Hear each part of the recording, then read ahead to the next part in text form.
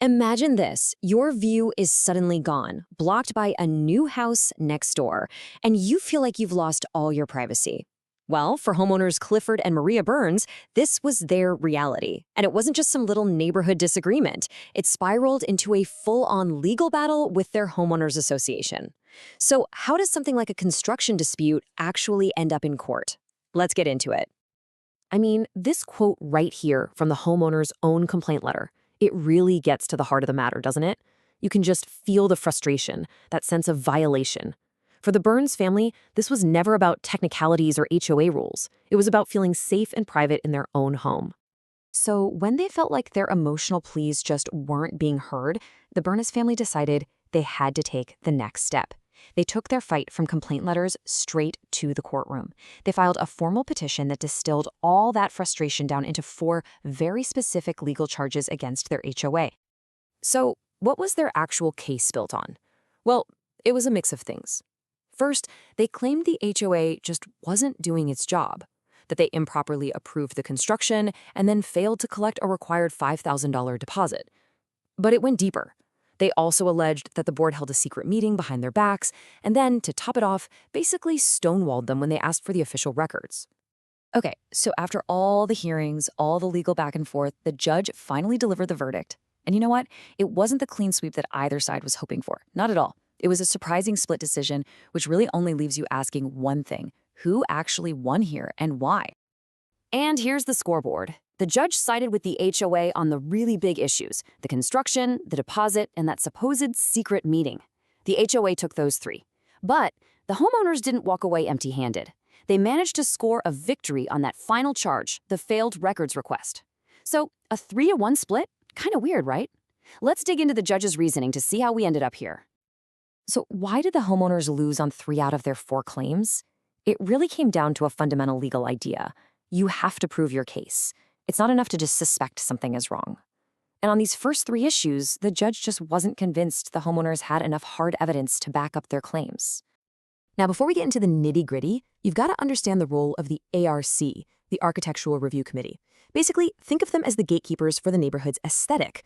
They're the group in charge of making sure any new construction or big changes follow the community's rules and maintain property values. They're a pretty big deal in these disputes. Okay, so the judge's logic on this first charge was actually pretty simple, but it's a huge point. The homeowners argued that the final house didn't match the approved plans. But here's the fatal flaw the court found. No new plans were ever actually submitted to the ARC. And that's the key. You can't blame a committee for failing to review something they were never even given in the first place.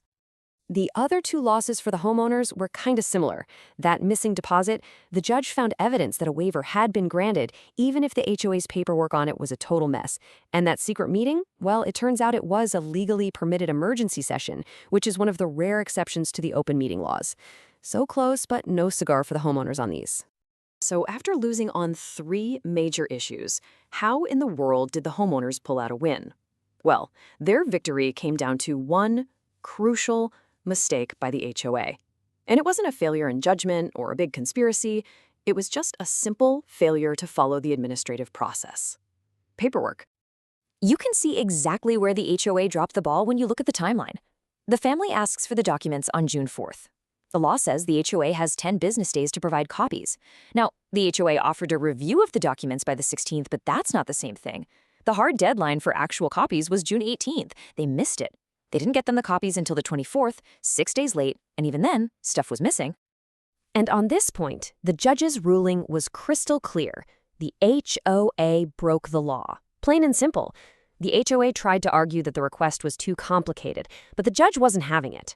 A deadline is a deadline, and it was the HOA's job to meet it. They just didn't. So what can we all take away from this? I mean, beyond this one dispute in this one neighborhood, this whole case is a pretty powerful cautionary tale. There are some really clear lessons here for any homeowner living in an HOA or for anyone who's on an HOA board. Now, that win for the homeowners wasn't some giant payday.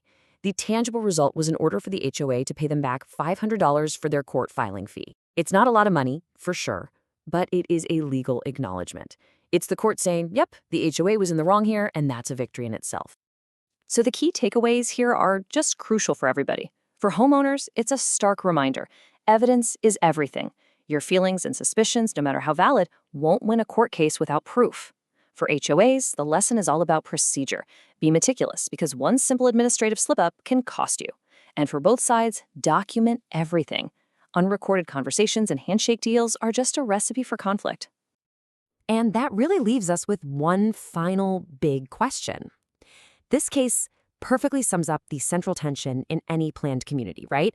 On one hand, you have a homeowner's very real feeling that their personal peace has been destroyed. On the other, you have an established process that, for the most part, was followed. It really makes you wonder, in a community governed by rules, where do we draw the line?